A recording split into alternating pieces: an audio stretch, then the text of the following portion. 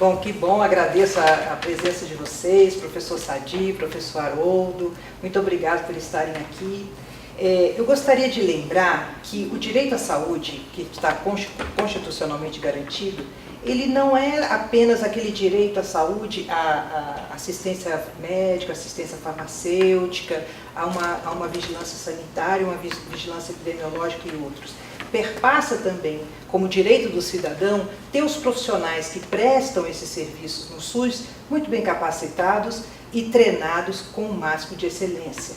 Se é direito da saúde, se entendemos assim, ter um profissional bem capacitado, é necessário que esses recursos sejam utilizados na capacitação, treinamento e formação desses profissionais.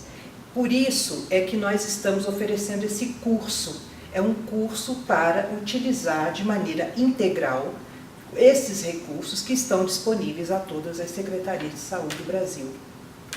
Acho que essa iniciativa, Maria Célia, do CONAS, em conjunto com a Fiocruz, é de vital importância, principalmente tendo em vista o atual momento em termos de escassez de recursos para a saúde pública. Não vejo como não ter a educação como um aliado nesse momento de tantas dificuldades no qual o país nosso está passando. Eu só quero aqui complementar que nós estamos falando da maior política pública brasileira e uma das maiores políticas de inclusão social do mundo, que é o Sistema Único de Saúde. Então ele tem um conjunto de responsabilidades e complexidade, e no caso, direito sanitário, e nesse tema que nós discutimos, a educação permanente, ele é muito importante para fortalecer e dar potência a esse sistema. Nós temos um conjunto de desafios permanentemente a enfrentar. E é importante que neste exercício para esse curso nós possamos, ao mesmo tempo, tratar do tema da educação permanente e exercitá-lo nesta atividade, porque esse exercício que faz nós construirmos esse conjunto de elementos fortes para a construção do Sistema Único de Saúde. E eu vou aproveitar o ensejo da presença de ilustres professores e chamar um dos nossos alunos, porque eles vão ter que enfrentar um trabalho de conclusão de curso.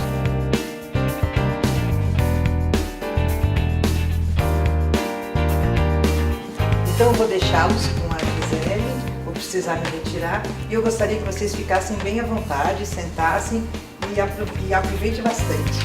Obrigado. Até lá. Professores, durante a construção do projeto de intervenção, alguns processos já foram percorridos. Por exemplo, a caracterização da equipe, do Estado, a descrição do problema a ser enfrentado com a ação de educação permanente, a exposição dos objetivos gerais, específicos. Descrevemos também os procedimentos que foram utilizados para ser alcançados os objetivos, a metodologia a ser aplicada. Identificamos e descrevemos as instituições que foram escolhidas e justificamos o porquê dessa escolha. Elegemos indicadores de avaliação a serem monitorados, realizamos a estimativa real dos recursos humanos, materiais, que serão utilizados na ação eleita. Nessa fase atual do projeto, estamos na fase de planejamento orçamentário, onde temos que decorrer 3 passos. Primeiro, identificar qual é o recurso do Estado para ser aplicado nas ações de educação permanente, elaborar um cronograma de execução e verificar o orçamento do projeto. A questão do orçamento é muito complicado ainda para o grupo. Então, na execução do trabalho, eu ainda tenho algumas dúvidas. Temos que lembrar que, antes de tudo, que o orçamento é um instrumento do planejamento. Na saúde você tem o quê? Em termos de planejamento. Você tem, primeiramente, o Plano Nacional de Saúde, os planos estaduais e os planos municipais de saúde.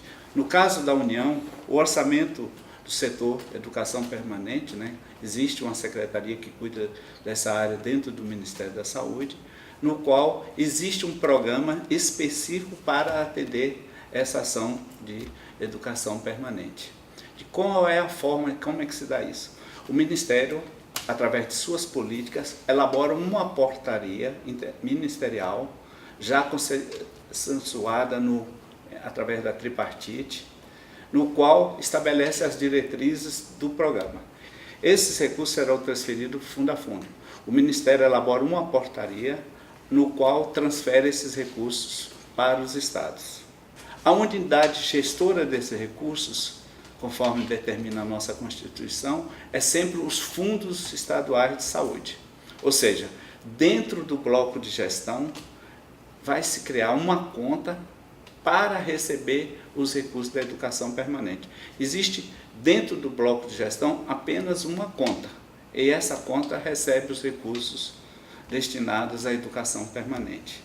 Dessa forma, o Estado, ao fazer a sua proposta orçamentária, ele já faz a previsão de recebimento de recursos. Como esses recursos são transferidos anualmente, a cada ano cabe ao Estado fazer a elaboração do seu orçamento e prever o quanto ele irá gastar com os recursos destinados à educação permanente, com recursos federais. Por sua vez, o Estado também pode colocar recursos da fonte própria dele.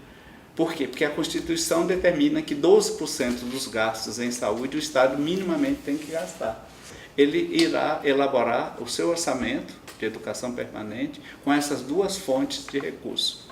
A gente entende que é simples, né? Precisa ter essa visão integrada que o Fundo Estadual de Saúde é fonte tanto da gestão orçamentária e financeira, como também ajuda a fazer a proposta orçamentária do respectivo Estado e seu programa.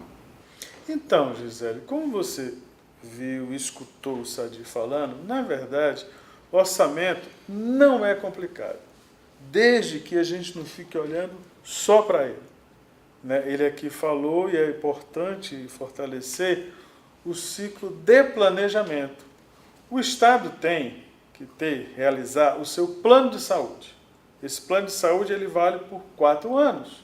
Tem que estar identificado neste plano original as ações que o Estado pensa em desenvolver em cada uma das áreas.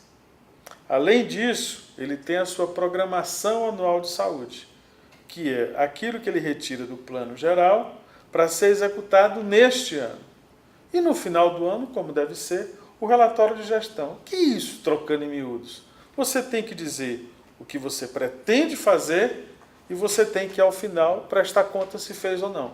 Só que eu tenho esse quadro aqui que deve ser preenchido durante o projeto de intervenção sobre dotação orçamentária e eu tenho algumas dúvidas. O que significa exatamente esse quadro? Onde eu vou conseguir essas informações para preenchimento desse quadro? E qual a importância dele? A unidade gestora é o Fundo Estadual de Saúde. Ela é tanto unidade orçamentária quanto unidade financeira. O programa nada mais é do que a tradução do que nós queremos produzir em ações e serviços de saúde. Então a ação vai traduzir uma pequena ação do programa de trabalho.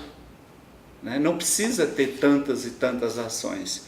Já o plano de trabalho, conforme a lei complementar 141 fala o seguinte, ele tem que expressar o que vai produzir também, já detalhado. O programa de trabalho vai descer no detalhe. Tem uma palavra, o jargão em economia, que nós chamamos o descritor do orçamento público. E o descritor, ele vai traduzir o quê? O plano de trabalho, no qual estará dizendo, eu vou fazer educação permanente e vou treinar, capacitar 200 alunos. É essa a ideia do plano de trabalho. Já o plano de trabalho resumido, já é uma linguagem de economês. É o que nós chamamos de PTRS, resumido. Então, ele vai dar o subdetalhe, dentro do programa orçamentário. A fonte de recursos, isso já é fundamental, vocês entenderem. Por quê? Porque a Lei Complementar 141, que regulamenta a Emenda Constitucional 29, fala o quê? Que os recursos do setor saúde advêm de 3 fontes, estadual, municipal ou federal. Esses recursos do Estado é aquele traduzido nos gastos mínimos de 12%, ou seja, é o conjunto dos impostos no qual, quando você elabora a proposta orçamentária, a Constituição determina que 12% desses tributos, desses recursos, tem que compor o recurso da saúde, é o mínimo. Esses 12% vai gerar a fonte de recursos que pertence ao Estado. Aí o pessoal do Estado vai designar fonte 100, classicamente o pessoal fala fonte 100. Geralmente fonte 100 é as os recursos oriundos do Tesouro.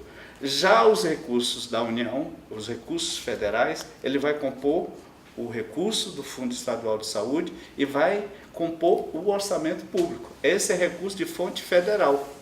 Ou seja, o município, só para vocês que são estados, principalmente, que tem uma responsabilidade também com seus municípios, geralmente vai receber também o recurso, tanto da União quanto do Estado. Ou seja, ele vai ter a fonte própria do município, do Estado e da União. É importante ressaltar que essas fontes de recursos, dentro do conceito do SUS, né, ela passa a não ter mais cor. Ela compõe o orçamento no qual irá produzir as ações e serviços de saúde. Aí, ao meu ver, há uma grande confusão de como você elaborar os recursos com essas três fontes. Mas, em simples palavras, Gisele, é o recurso federal, a fonte que vem o recurso do Tesouro Nacional, do Fundo Nacional de Saúde. O Fundo Estadual de Saúde vai receber da Secretaria de Fazenda os recursos próprios, que é o equivalente aos 12%. Então, essas são as fontes de recursos. Você tem as fontes oriundas de quê? Do orçamento público, detalhada no orçamento público, e principalmente da composição das receitas. Já o elemento de despesa é como você vai gastar, se é material permanente, se é equipamento, se é investimento, se é corrente. Aí já está determinado pela Lei 4.320. Nós trabalhamos ainda, porque até hoje não foi regulamentado o capítulo, né, do direito financeiro da Constituição brasileira, então nós trabalhamos ainda com a Lei 4.320, no qual eles definem os gastos em elementos de despesa, ou seja, investimentos, custeios e inversões financeiras. Esse é que vai compor os elementos de gastos. Para comprar uma cadeira a qual estamos saindo, esse recurso vai sair como investimento, como despesa permanente, capital. Já a compra das nossas canetas vai sair como corrente. Então, essa vamos dizer assim, é o detalhamento menor dentro do orçamento público, é o elemento de gasto. É porque o pessoal não colocou ainda, mas seria importante que dentro dessa modalidade de gasto ainda vem o plano de aplicação, a modalidade de aplicação, né, de como é que esse recurso será detalhado. Essa é a vantagem fundamental dos recursos fundo a fundo, que permite uma mobilidade de gastos dentro do orçamento do setor saúde. Em que setor eu consigo essas informações dentro da secretaria? Bom, veja só, as secretarias estaduais elas têm estruturas parecidas, mas não iguais. Nós aqui tratamos de dois temas muito importantes, dentre outros, falando sobre planejamento e falamos sobre gestão do trabalho, da educação e saúde. Planejamento, e o Ministério da Saúde fez um belíssimo trabalho, inclusive coordenado pelo SADI, ele tem uma publicação que ajuda todo mundo a entender muito bem isso, que é o Planeja SUS. As secretarias estaduais, elas têm estrutura de planejamento. Então, esse conjunto de informações que nós falamos aqui sobre dotação orçamentária e esta situação toda que nós tratamos, os setores de planejamento, orçamento da secretaria, com nomes às vezes um pouco distintos, você vai encontrar isso. Todas as secretarias devem ter o que nós antigamente chamávamos de setor de recursos humanos. Nós queremos chamar isso de outra maneira, porque recursos humanos parece que tem a mesma importância de recursos materiais, financeiros e humanos. Nós, no Ministério da Saúde, já transformamos isso em outra formulação e vários estados acompanharam. E não é só uma questão de nome, não, é de conceito mesmo. Então, nós aqui estamos falando de gestão do trabalho e da educação e saúde.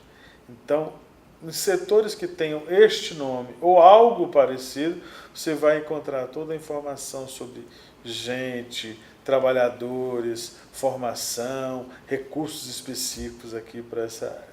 Outros caminhos que vocês têm que necessariamente trilhar, um deles eu fiz referência, que é as comissões de integração ensino-serviço, responsáveis por esta formulação.